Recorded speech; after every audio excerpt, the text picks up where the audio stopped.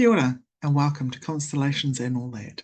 I'm your host, Tracy Cartwright, and together we will be exploring the world of family constellations with facilitators and clients from around the world, looking at different perspectives and experiences in the work, having a cup of tea and just chatting with some friends around their experiences in constellations. We'd love for you to join us. I hope that you enjoy this series as much as I have loved making it.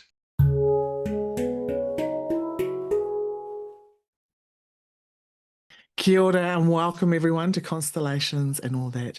Today I have the pleasure of talking to the beautiful Francine Jordà. I'm going to invite Francine to say her name correctly. When she says it, it just rolls off her tongue with her beautiful accent. So welcome to my podcast and please introduce yourself and where you are. Yes, thank you, Tracy, for inviting me. Yes, I'm right now in Spain. That's where I was born. I was born to French parents. And in 98, I married a beautiful Australian man. So we have been living between both countries. And now we are in the stage of coming back to Spain. Beautiful. And we met many years ago now. You and I met many years ago in Sydney, and you were very active in the constellation world in Sydney. Are you still working with constellations in Spain? Yes. So part of also coming back to Spain, it was because I was training in Spain, in Barcelona, at the Keystone Institute, and then we left. We went to Australia in 2013, and I met you at the intensive there. That was an incredible opportunity for me to land in Australia and then meet all the beautiful community there. Yes, and then I have been working for 11 years in Australia with Family Constellations, sharing this in Newcastle. And now there was a pull to give back to my land, to my country of origin. In this exchange of giving and taking, there was a pull to give back to the society that has given me so much, and also the training.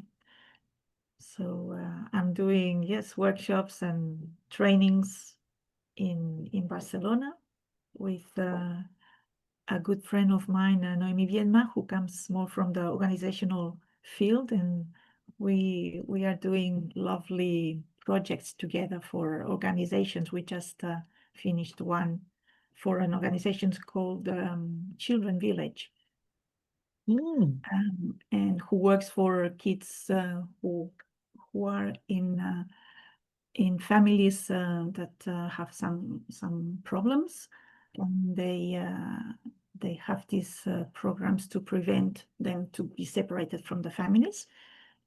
And they just it's an international organization, and they are transitioning into working more systemically, not only with the children but with the whole family system. Oh, fantastic. And that was an amazing experience. They are so open to it.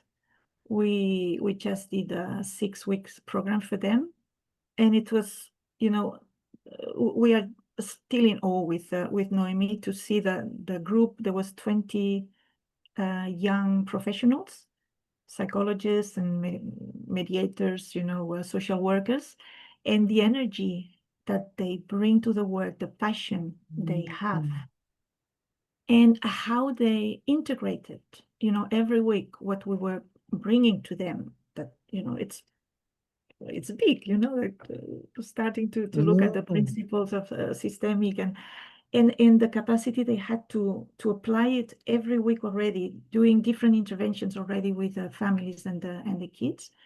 It was extraordinary and very fulfilling, of course. Yeah. Oh, wow. That sounds amazing. So it's an organization that helps to keep families together rather than being fostered out and stuff like that. Is that correct? So they have different programs. It's an organization that was, I think, created in 1948 in Austria after the Second World War, where there were many kids that were orphaned. So he created the idea of instead of fostering or adopting kids, to create villages for them, and that's Oh, what it is wow. called, the children's village. Yes, and it's in many different countries. I don't Oh, know I've got about. goosebumps. That's wow. I mean, yeah. Yes, yeah, and so we worked for the part of this organization that is in Barcelona. They have 4 centers, and they are the ones who are working in the prevention. They work also with the kids that need to be fostered, but those particular professionals were working for preventing the separation from the kids. So of Wow. course it makes a lot of sense to work systemically. Yeah. So can you give us an example, a little cheeky little example of something that you might have taught them? Or Mm. how would they work with systemically? So are they working with the children or the parents or both? So it was depending. Some professionals were working only with the children, and others had access to the parents and were working with them. And yeah, changes in interventions were mainly, so the first one was including the fathers. You know, Yes. they So had important. so many families where there was only the mother with the kids, and then maybe a second partner of the mother. Mm, So just this was totally different way of working with the kids. So this opening the heart to the father, no matter what, if the father was a narco trafficant or was in jail or was mm, back in Argentina or was dead or whatever, that just this was huge, yeah. huge.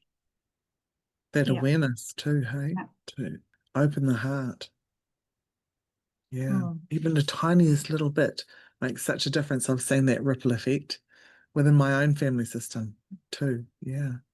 Oh, beautiful. So, how did you first come across constellations? What was your journey towards it? Or how did it find you? Yes, it find me as many of us, I think. It's a sneaky little thing. In my case, it was 2011 in Spain. It was 3 different things. On one side, I had done Gestalt therapy many years before Mhm. in groups at the Gestalt Institute in Barcelona with Joan Garriga, and I loved the work. So there was something that was in my list to train as a Gestalt therapist. The second thing, I was working at that time in a international festival, and after 5 years there was a different manager came in, and I was bullied, and I quit, and I wanted to understand why I was bullied, why me. Okay, after that he did the same thing with other members of the team, so there was something going on for him, but I was interested in understanding why he started with me and a colleague of mine, both of us. And then because I quit there, I started to work in a high school as a French teacher, and I had many students that, were labeled with attention deficit disorder or dyslexia, hyperactivity. And as a French teacher, I was the less important, so I didn't have access to the parents, for instance. Yeah. And I wanted to know how I could support those kids, what I could do, so yeah, I could help them in the best way. So the 3 things together made me reconnect with Joan Garriga. And then he said to me, Francine, I'm not doing Gestalt anymore. And I said, what do you mean? I'm not doing Gestalt anymore. That's not possible. You are the founder of Gestalt Institute in Barcelona, for so many years. And then he said, yes, but so there was he said, I met a guy and it has changed my life. So I think the story went that Bert Hellinger wanted to introduce this work in the Spanish-speaking countries. And one of his translators from Austria happened to be at the Gestalt Institute in Barcelona for, I don't know, a workshop or something like this. And she loved the space. So she said to Joan, look, I know a man who's doing something really different, and he would like to come here and to talk about his work. So he invited him he invited Hellinger to come to Barcelona. And then he said, since then, I have been following him everywhere. Until one day, Hellinger said to Joan, okay, when are you going to start teaching this? And Joan was like, how do you teach that? How do you do it? And Hellinger said, by doing it, by doing workshops, by showing it. And this is how he started. Now it has been for many years, 3 years training in constellations. And then he said to me, look, come, we are about to start the first, the first year again. Come to the first weekend and you see if this is something that resonates with you. And of course, as you know, the first day I went there with a naive intention of just observing. I'm just going to witness this. And the first day was amazing. And the second day, I remember there was someone doing a constellation with many siblings, and several of them had died young as children. And I was just sitting in the circle, and we were about maybe 70 people. And I remember I started to cry convulsively. It was a deep sadness came out. And then when that constellation finished, Joan asked who would like to work. And I remember my finger going up. It wasn't me. I was still, that was my experience too. My hand went up all by itself. It's just amazing. Yeah. That's the field taking you, and I was like crying and thinking, what am I doing? What am I doing? What's going on? So he took me and then he asked me, okay, what's going on, Francine? And I said, look, I don't know what's going on. I just know that, this constellation has hit me. And then I said, okay, I can only think that about my brother who died 8 years ago. And Joan said, wow, that's a long time, for this type of reaction. And I said, yes, I'm not able to talk about him without crying. So it's, and then he said, okay, we're going to have a look at this. And I remember, the simplest of the constellation, just he put mom, dad, my brother and myself. And I remember being transfixed, looking at the representative for my father, who was, so my brother was like laying down and my father was going up and down without looking at my brother. And I was thinking, how can this man that I don't know, that doesn't know anything about, the context, how can he know that my father could not see that my brother was dying, because my father was too frail at that time and too old. So he didn't accept that my brother was dying. And I was like, how can that be? And then Joan asked me, do you want to enter the field? And I said, yes. I was in front of the representative for my brother. And Joan gave him the sentence, I am dead and you are alive. And you honor me better if you have a good life. And I remember it was like, so of course, mentally, it was like, of course, my pain doesn't help you, doesn't help me, and doesn't help the people around me. But it was also the whole body. This sentence transformed the whole situation. Yeah. And I left that workshop being able to talk about my brother, happily talking a lot to our children about the happy moments of my brother. It was instantaneous. Wow. And and then of course I said to Joan, okay, I don't know what happened, but I want to do this training. Yeah. And then you found yourself in Australia.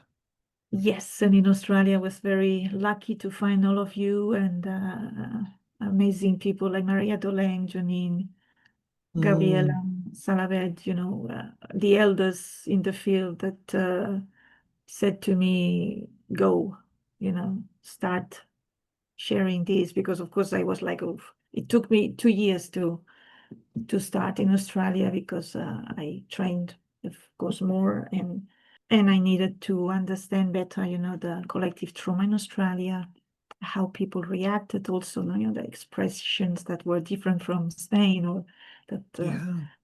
to learn to read a bit more, the body language, and my English, of course, that there was this broken English, and until Janine said to me, you can't wait more. And I'm very grateful for that. Yeah. Yeah. Mm. Fantastic. And you were running trainings in Australia, and now you're Yes, running trainings in Spain. Is that yes. correct? Yeah. I'm starting to do workshops, and then creating new trainings here too. Yeah. Fantastic. So, if anyone who's listening to this, because this is quite a bit of a global audience now, whereabouts in Spain, in case anyone's listening that would like to contact you for that? So it's around Barcelona, in the northeast of Spain. Fantastic. Yeah. And we'll But put your details in later. But I'm still in contact with, so I'm still doing things online with Australian, participants. We are doing trainings and one-on-one sessions online as well. that's the beauty of this week, isn't it? It works equally as well online as it does in person. Yeah, that's right. Yeah. And for that, I want to thank also Leslie Nibbs, because when COVID hit, she offered 3 free workshops for us facilitators to learn to do this online. Yeah, I did some of that. I had already been working online. I had quite a number of clients overseas and stuff like that. So I felt like I had a little bit of a head start, but it was also really good during that time, the time when the world was locked down, it kind of opened the world in a way, didn't it? For us in the Yes, constellation world.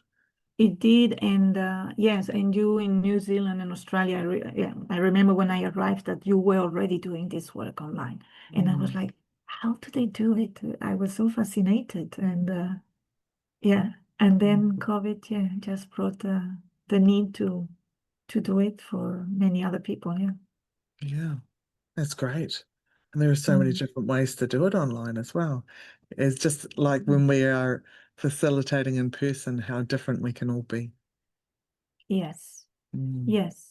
And how we gain things, and we lose things, no, in one way or Yeah, another, yeah, somehow. Mm. absolutely. How would you describe constellations if you're meeting someone for the first time and they say, so what do you do? Your elevator pitch. Yes. It changes all the time. I would say, so that for me, that the two things, there's the tool and the philosophy. So on the one side, it's a very efficient way of seeing how we are bonded to other members of our families, and allows us transform painful bonds into joyful bonds. It brings to the surface all those entanglements and unhealthy loyalties that limit our life, and help us to restore the flow of love in families, so we can have a better relationship with others, with our health, with money, with work. Fantastic. I love that everybody has their own unique way of explaining this. Yeah. Is there any themes that you roll with? Some people some people work with health and others work with, well, I was just talking to Irmgard, so she works with the feminine energies, the yoni, and then there's all sorts of different things. Is there anything in particular that you mostly work with? I'm really open to all topics. But again, of course, the field brings you Mm. you know. And in Australia, I worked a lot with migration because migration is in the field. So I have been Mm. working a lot, and I have migrated myself. So I guess that I attracted also people who had. Yeah, can you talk to that a little bit more for the listeners and the viewers to understand how that would show up in a constellation? Just yeah, Yeah. think of. Yeah, so here there's a lot of things. One thing that surprised me at the beginning is that when I asked in a group, who has migration in this system? Some people said, no, there's no migration in the system. Yeah? And then, waiting a little bit more, then they said, oh, yeah, well, actually, my grandfather came from England or Mm. Croatia. And some even said, oh, my mom, yeah, that's right. My mom came from Italy. So it surprised me a lot that it was not so conscious, Mm. where, most families in Australia have migration, if it's not Absolutely, yeah. three or four. That was something interesting. And then the second question, when I would ask someone, okay, why did your, I don't know, great grandmother or grandmother came from England? The common answer would be, I don't know, I guess as an adventure. And that was also extraordinary because, Mm. then you would ask, okay, how did she come? And then they would say, oh, she was on her own with two little kids and she was pregnant and got on a boat, you know. And then you say, okay, wow, don't know if this was, that she An wanted an adventure. adventure. Yeah. Wow. Yeah. So so that's a part of the work that I have been doing, or I felt my role was to accompany people to acknowledge the greatness of the ancestors who came, Mm. the courage, that Mm. took to get on a boat to the other side of the world without knowing anything about that country, to start a new life and to give a better life to their children. That was very moving always. So what were some of the, if I mean, without divulging anyone's thing, so what were some of Mm. the things that they were turning up with, coming to the workshop with, like, Mm. and then you would link that somehow to migration. Just Um, it's fascinating. I can see it where things would come in, but it's fascinating. yes. For instance, there's lots of people from China, so grandparents living in China, Cultural Revolution hitting, then going to Hong Kong, for instance, and then the children coming to Australia.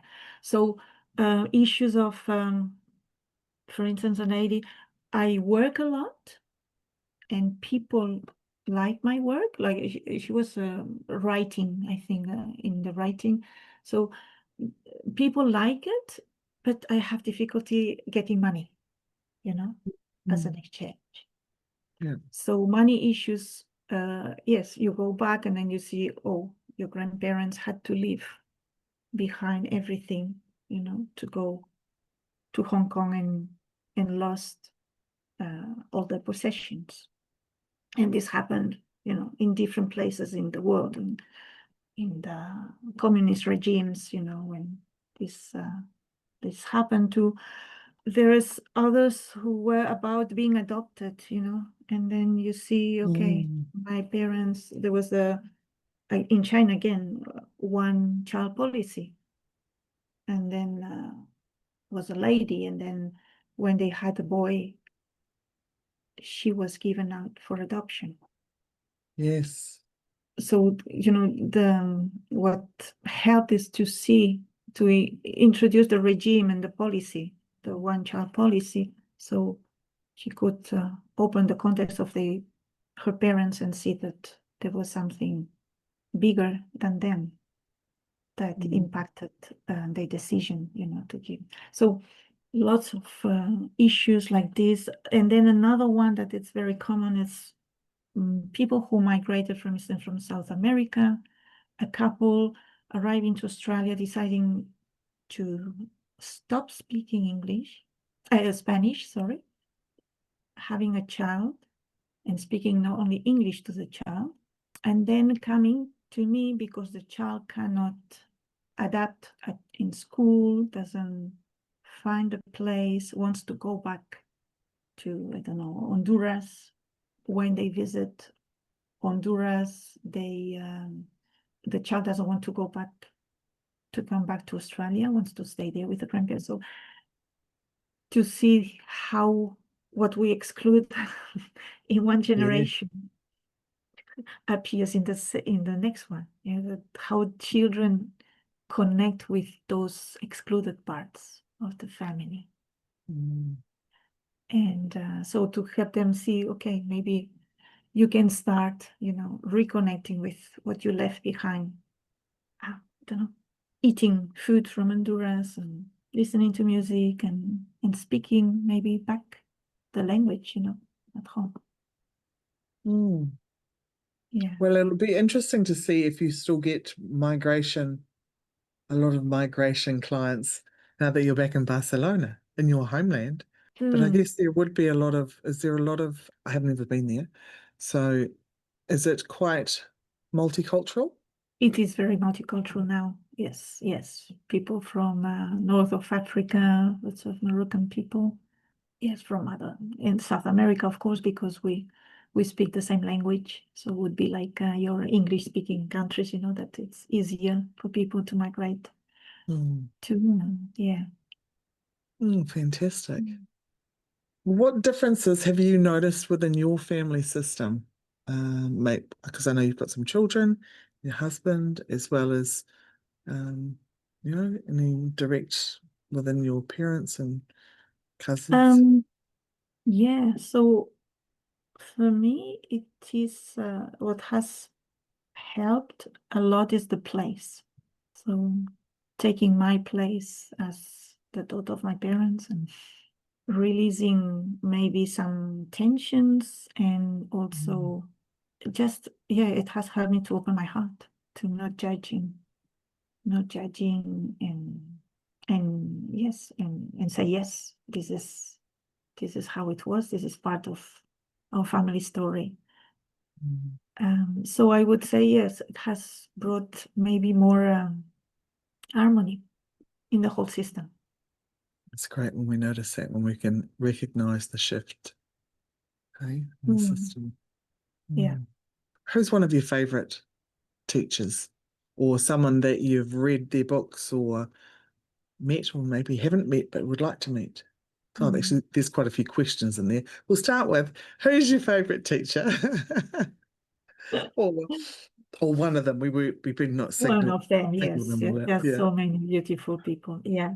Right. So I have been following for a while, for years now, Brigitte Champetier-Rivas in Madrid.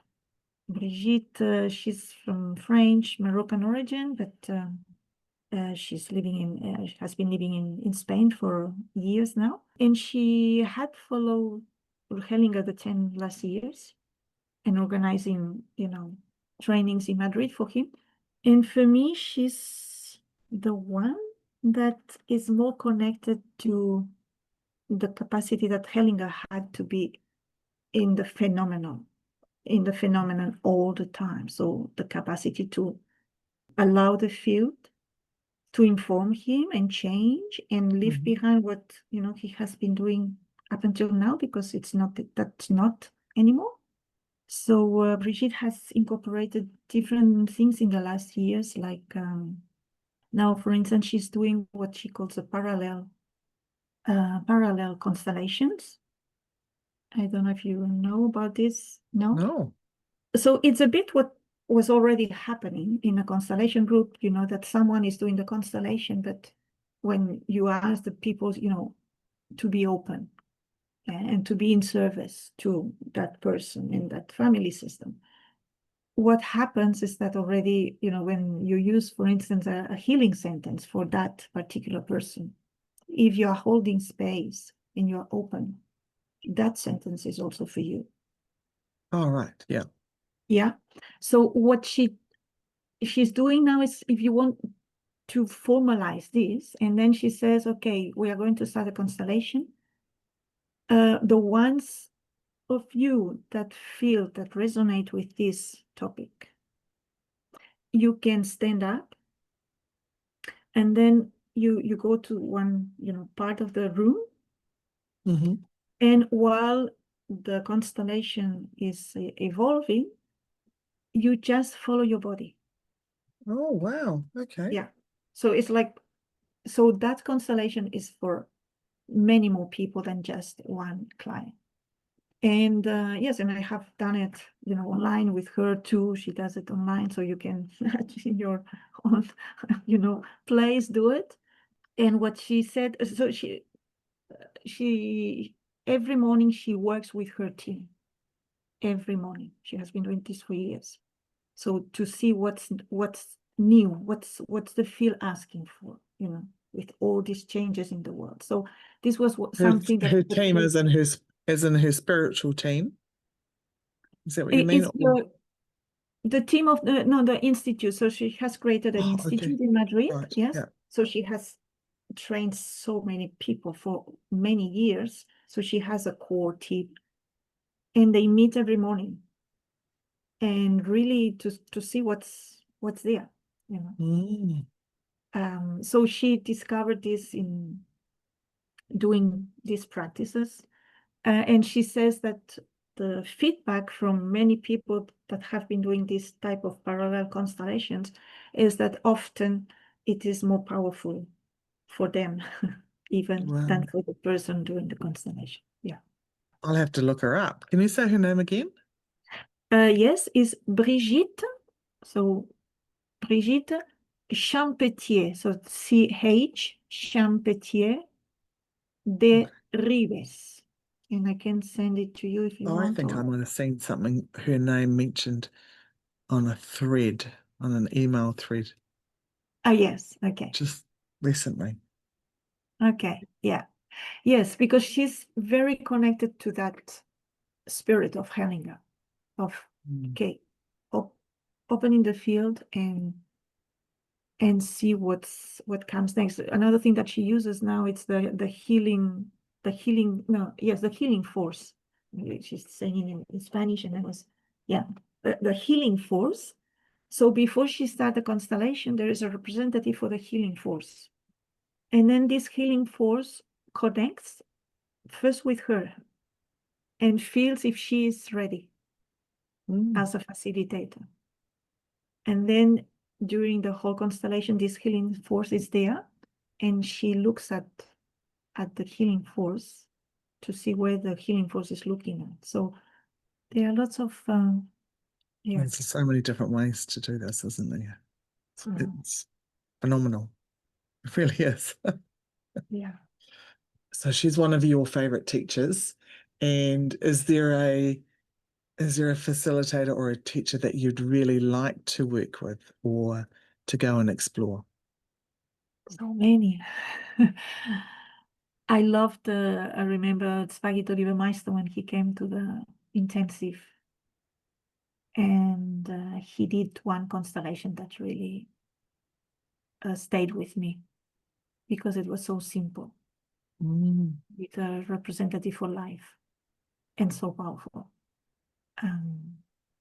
So I like the way, the simplicity of his work. He's an Osho devotee, is that the right word? I'm not sure. Yes. Yeah. Yeah. So he works very much in the energy of Osho, and yes, he's written a number of books, and he's quite, interesting. I didn't see his workshop that when he came to Australia, because there were so many offerings. Beauty of an intensive, hey, when there are so many things on offer. And we do the constellation in front of each of the offers, no? Okay, what does my body say? Yeah, no. Yeah, exactly. Yeah.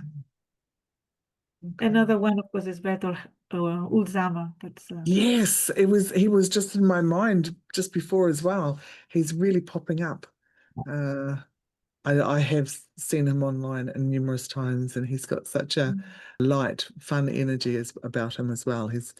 But he's so knowledgeable. Mm. Yes. Yeah. Mm. And very down to earth. Yeah. So Maybe I'll get him on my podcast, see if I I can can. interview him. Oh, Who perfect. knows? Yes. Yes. Put that one out there to the field. Thanks, field. Mm, yeah. Mm. And of course, I must say Joan Garriga, my mentor, because for me, he's the one who is so lyrical. So he has this capacity to talk about constellations in such a poetic way, a bit like Susie Tucker as well, you know. Hmm. Yeah. But you listen to Susie Tucker and it's just so beautiful, you know, how she explained the bowing, you know, or anything. Yeah, I'm always mesmerized with people like them, Mm. just to enjoy the beauty of the words that they use. Yeah. Yes. Beautiful. And what are yours, Tracy? What is your Fine. at the moment? Because I guess that it changes as So, well. so popping up for me at the moment, I've got two. When you ask me that question, there's two that I would like to explore a bit more. One is Judith Hemming. Mhm. Mhm. I have witnessed her once or been in a workshop with her once online. It was only brief, but it was very potent, Yeah. and I really liked her energy. And the other is Barbara Morgan. Mm, Mm. yes, two British ladies, yeah. Mm. Mm, And I mean, I've seen Stephen Hausner a few times, and yeah, I could do some more of that. I could do some more time being in his presence and just the wisdom and the gentleness and yeah. I'd love to be able to go and spend a week. Precision, the Yeah, precision of precise, so precise. yes, Mm. yeah, And nice. I'm really interested in health as well. So I think that fascinates me about his work Hmm. because he mainly focuses on health. So yeah. Yeah, yeah. So, And about health, maybe I can share a couple of because what what um, what interests me these mm, last years is please do. Yeah. to see what really helps, you know, because we can do lots of constellations and that what really transforms, you know, when and about health, I remember, so I had a problem with my back for many years, decades actually, where I needed 1 hour every morning to, you know, walk very slowly at home and to, to be upright. And I had lots of episodes with lumbalgia, sciatic nerves, so where I was off work Hmm. and going through many osteopaths and chiropractors and at the end I gave up. I said, okay, that's it. It's something that stays with me. It's chronic, and it's not going to improve. And then I started training in constellations. And after the first year, they asked us, okay, look back and what has changed in your life. And then I said, okay, in relations and emotionally. And I remember then they said, and physically. And I remember thinking, okay, we haven't done any constellation about symptoms or health, so there is nothing there. But then I realized, wait a minute, my back pain is gone. Mm. And probably it went, you know, because gradually, so it's funny how we forget then that we Yeah. had symptoms, you know, for years before when they disappear. And I said, that's right. And then I thought, okay, it will come back probably. That's maybe these days that I don't have the back pain, that it will come back. And it didn't. So that was, you know, 15 years ago. And then I read later on Hellinger saying back pain, knee pains has to do with bowing, my inability to bow. And then I understood everything. I said, okay, if one thing we do when we train in constellations is to bow, to bow Yeah. to mom, bow to that, bow to reality, bow to And then it made so much sense that, you know, the rigidity, the emotional rigidity to say, no, I want this to be different. It gets into the body as well, you know, and Yeah, that but wants to, bowing to what is, bowing to it as it is. that's Right. right. How this can then release the body tension and pain. So what I realize is that sometimes a constellation has a direct impact, but very often, you know, we come with an issue and then we work with that, Yeah. and it has an impact on other symptoms that Yeah. we. Well, my first time in the hot seat, I was looking at, I wanted to look because my dad was terminal, and I wanted to know about the love between us because it didn't never felt like there was any. That was from my child's perspective, obviously, because I could feel my inner child rise up. But what happened, what the immediate effects after that constellation, when, it was a beautiful realization for me that it wasn't that there was stuff between mum and dad, and that I just put myself in the middle of all of that anyway, was that I never touched another cigarette. And I'd been trying for years to give up. I had my first cigarette when I was 9. Yeah, I'd been trying for years, and I'd give up, and then something little would trigger me off, and I'd have another one, and yeah, this roller coaster for years. So I'd looked at that, but the side effect was that never touched another cigarette, never even had the desire. I used to have these overwhelming cravings, it would just be uncontrollable, really, and then never. I can't even stand. Amazing. I can't. The smell of it. Yeah, does nothing Wow. for me anymore. Yeah.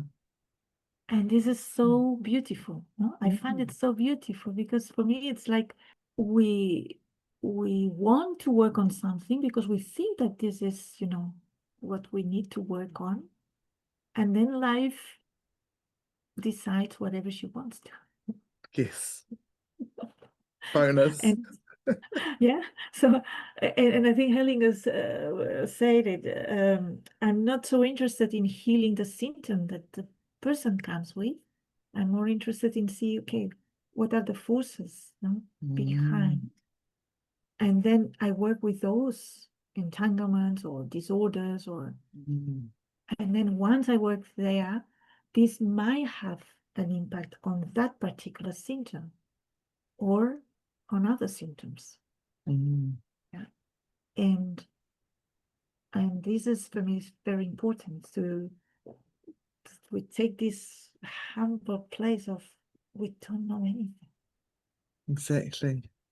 and Yeah. we are in service to life. So um yeah, that's so beautiful what you just shared about your father and the relation to, yeah, to smoking as. Yeah. And I remember I had bought a packet of cigarettes on my way down to this. Yeah. It was a healing weekend, and I was so triggered. I'd bought a packet of cigarettes on the way down, and then I felt guilty every time I had one, and I didn't know how I was ever going to, because my dad was dying of lung cancer. Mm, So here I am chuffing away on a cigarette, and I had been for years and years and years. So I was very grateful for that. My dad was a real catalyst for triggering me, or mm, triggering events that catapulted me into very different trajectories in my life. So I'm grateful for that. Mm, mm. Yeah, very grateful. the Mm. mystery of life. Mhm. Yeah. Mm, mm. And you are back home and you're near mum. Yes. Yeah. I'm And she knows what you do. Does she understand what you do?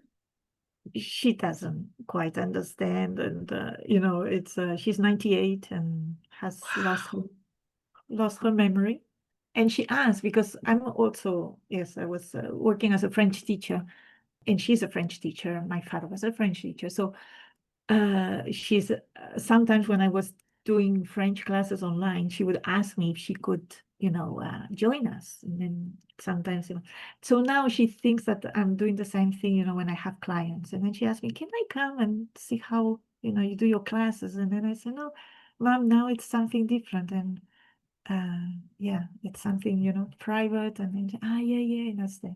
So yes, it's, but sometimes I wonder if I understand what I'm doing. Is she living with you?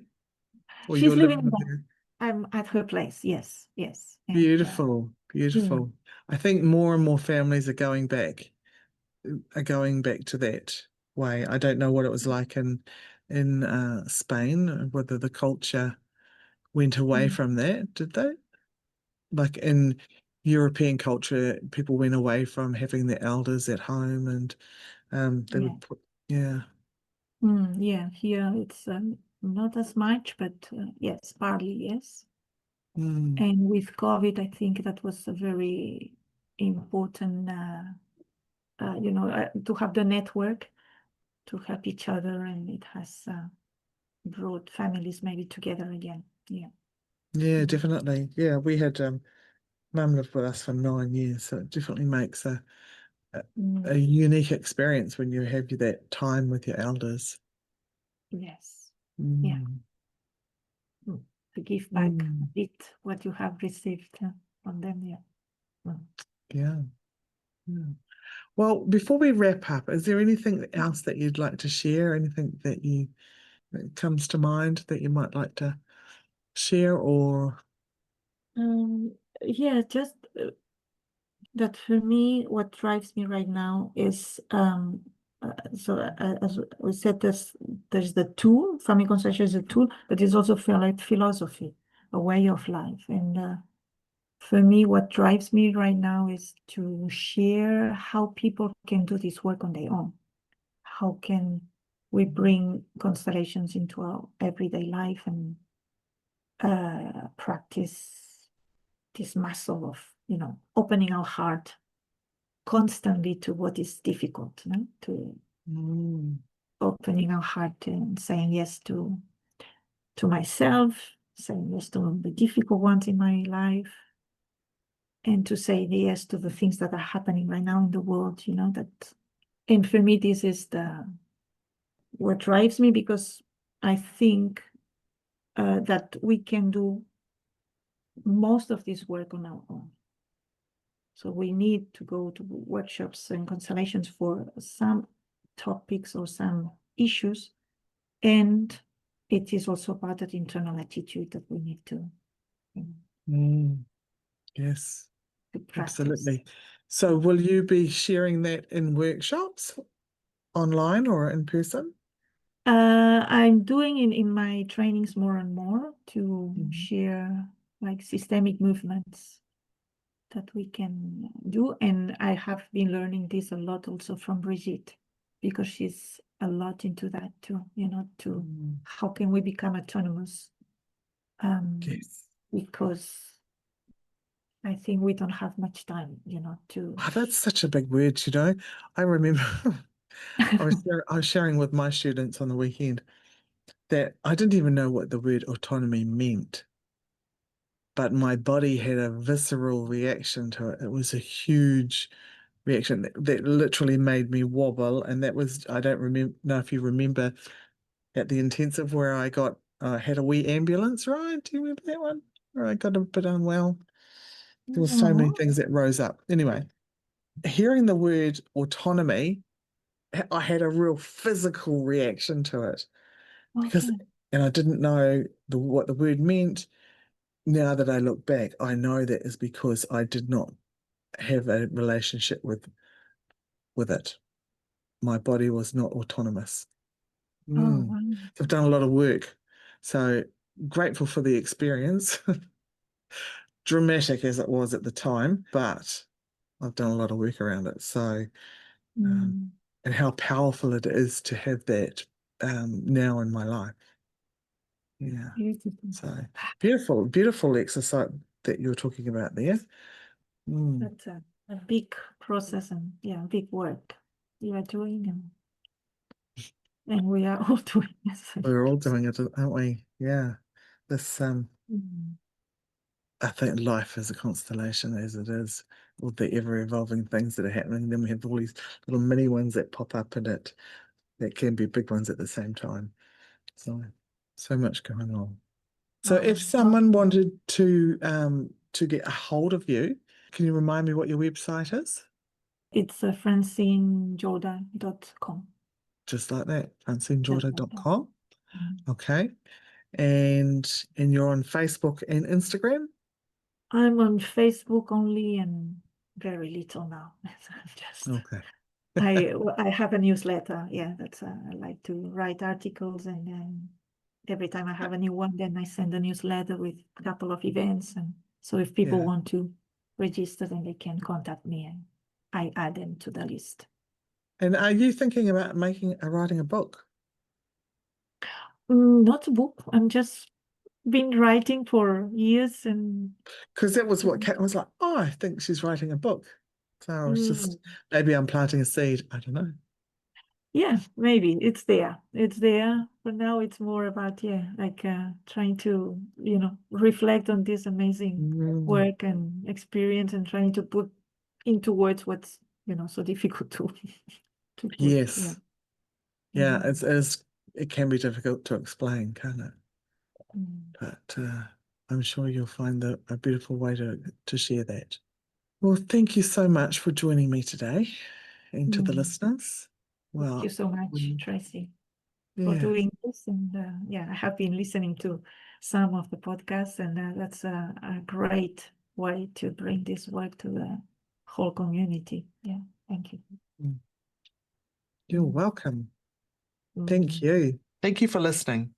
Head over to Instagram and tell me what's resonated for you with this episode. You'll find me at tracy.cartwright. That's Tracy with no E. .cartwright. Or head over to my website, tracycartwright.co.nz, and receive a free audio with the gift from your ancestors. So until next time, be kind to yourself and have fun doing it.